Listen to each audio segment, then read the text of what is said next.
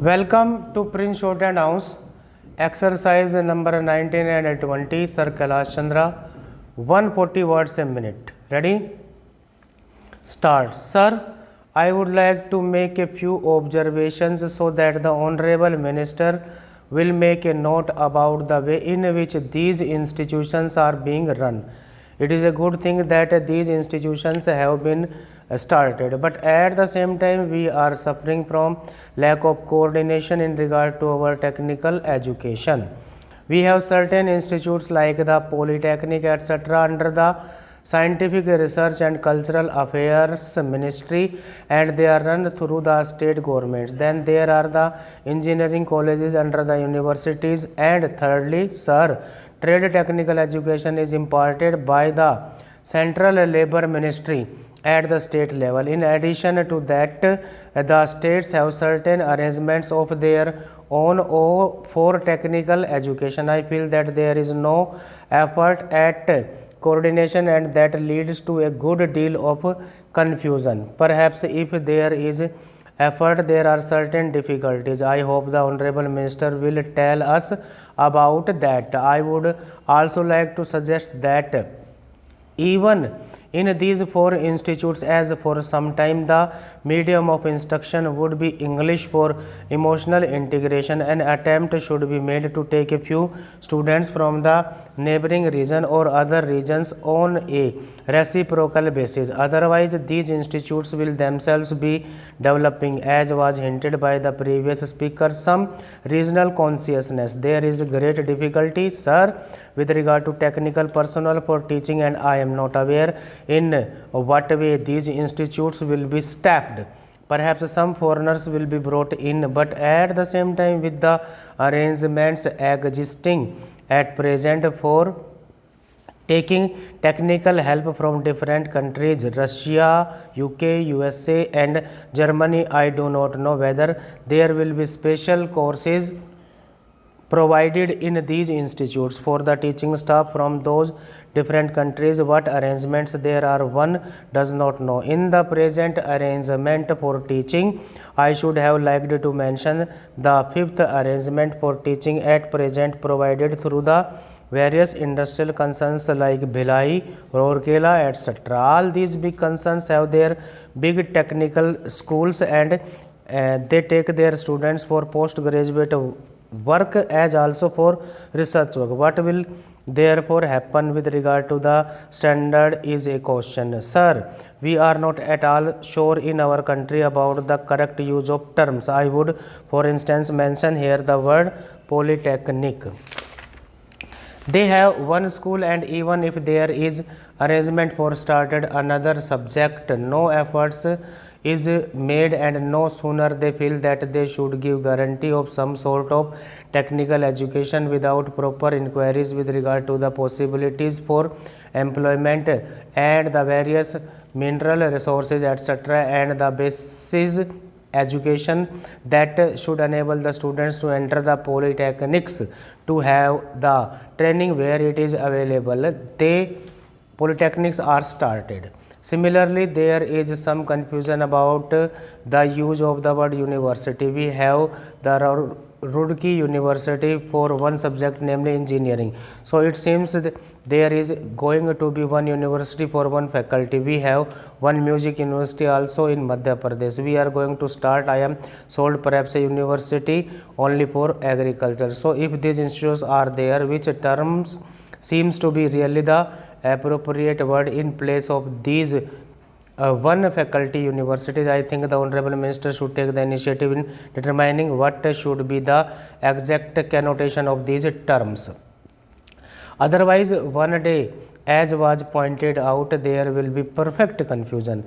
There comes also the question of the recognition of the degree given by these institutes. Of course, if the training with the special facilities available and the special recruited staff available is of a high standard, naturally people would be very anxious to recruit the people who have passed out from there. In the beginning, there will not be any trouble with regard to making use of the graduates turned out from there, but the question of recognition has to be decided on certain principles, and those principles should be laid down and followed from the beginning.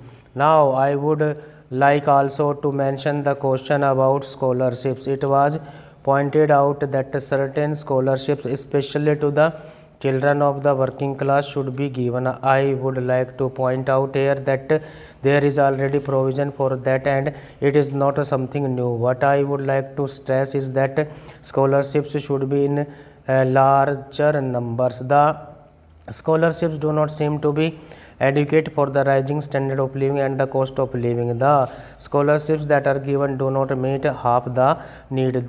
There is yet another matter which the Honorable Minister is the proper person to inquire about, and that is the merit scholarships that are available in different states to students for technical subjects, or the other students who pass with very high marks are not given by the state if they read outside the states. Next para.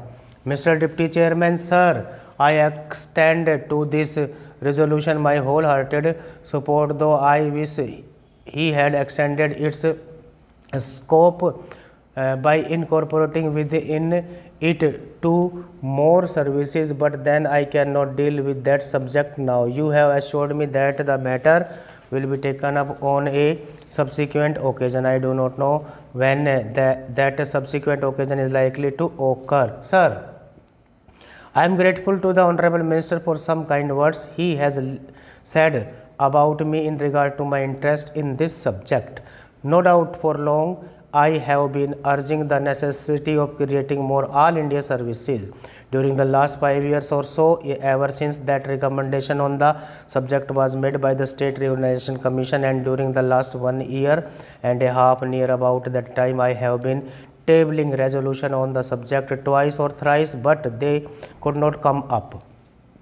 Of course, as they say, there are higher forces that govern the destiny of things, and so far as Parliament is concerned, it is the government and the undisputed sway of the chair that govern the destiny of resolution. Obviously, it was so ordained that this resolution should come up only now, and that too as a government sponsored resolution. Even as it is, I welcome it most heartily and feel enthusiastic and even jubilant about it. Sir, I sincerely congratulate the Honorable the Home Minister for the tact, the firmness, the strength and the determination which he has shown in overcoming all the obstacles and difficulties which I am sure were there in his way.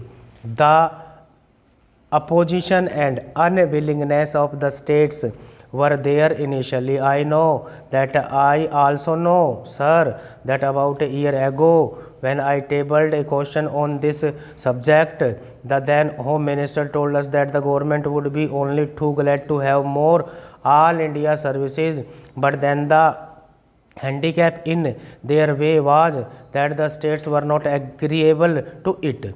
Subsequently to that, sir, about the middle of this year, I wrote to all the chief ministers requesting them to tell me their views on this subject, and I was a little unhappy to find that no chief minister replied to me saying that he was agreeable to it. One or two of them especially said that they were against it.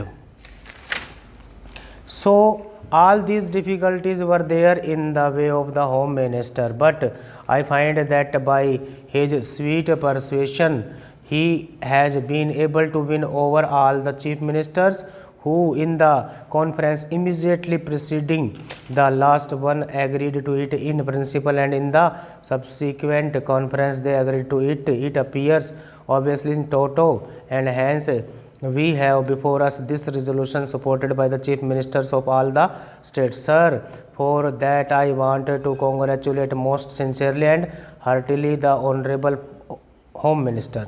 Now, sir, so far as the merits of this resolution are concerned, I do not think it is necessary for me to elaborate on them, because during the last 4 years or so, ever since the publication of the report of the State Reorganization Commission, many eminent men all over the country, eminent administrators and persons who had experience of administration, including the retired comptroller and auditor general, were of the opinion that more all India services should be created.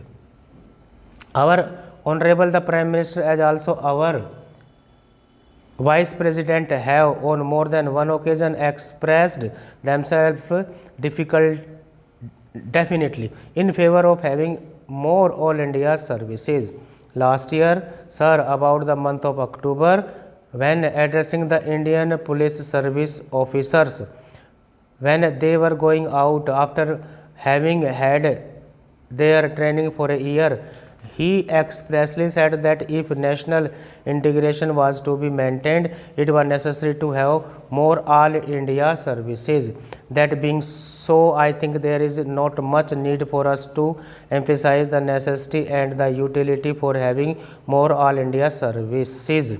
Sir, in the interest of efficiency and also in the interest of integrity, it is absolutely necessary that we should have these 3 all India services as also some others. The major problem these days before us is that successful implementation of the development programs has to be carried through. It is not enough that we should have big schemes. It is not enough that we should allocate large sums for the implementation of those schemes, but it is necessary that we should have competent personnel to effectively implement our schemes, so that in a short time we may be able to carry forward our country to economic prosperity all round. In the last, during the pre-independence period, we had quite a number of all India services, but then when we framed our constitution, we dispensed with the other, retaining only 2. It appears to me that a necessity has now arisen for reorganization of the all India services and to have more